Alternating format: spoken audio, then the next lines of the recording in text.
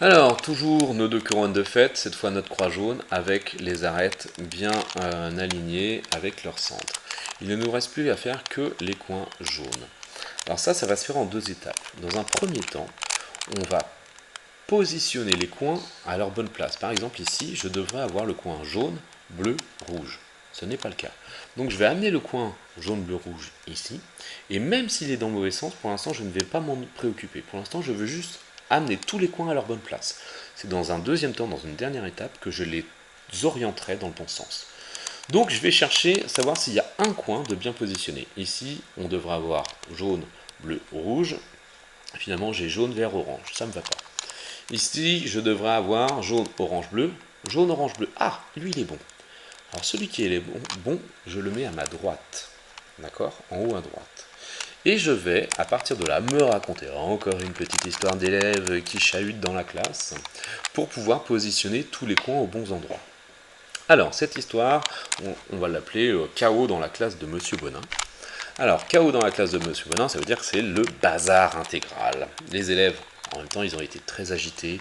Il y a un élève rebelle qui est sorti de la classe, rentré, ils ont vu Sylvie l'amener plusieurs fois, l'élève repartir, voilà. Forcément, tout le monde est un petit peu agité, du coup. Donc, le coin bien placé en haut à droite. On va imaginer que dans la classe de Monsieur Bonin, les élèves, ils font du grand n'importe quoi. À un moment, ils se sont mis d'accord. Tous les élèves qui sont à gauche de la classe se lèvent.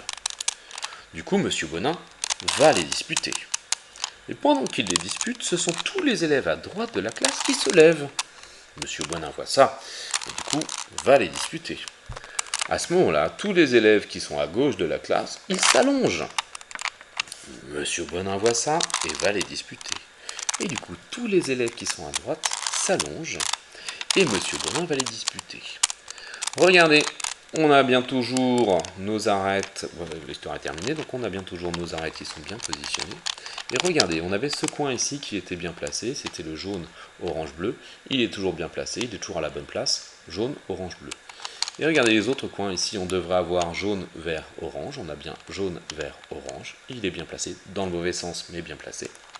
Ici, on devra avoir jaune, rouge, vert. On a bien jaune, rouge, vert. Et en plus, lui, on a de la chance, il est bien placé.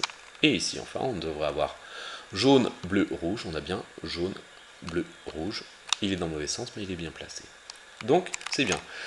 Il peut arriver que là, vos coins ne soient pas encore bien placés. Ben, il faut refaire la même histoire. Il faut se remettre avec celui qui est bien placé en haut à droite et refaire une dernière fois l'histoire.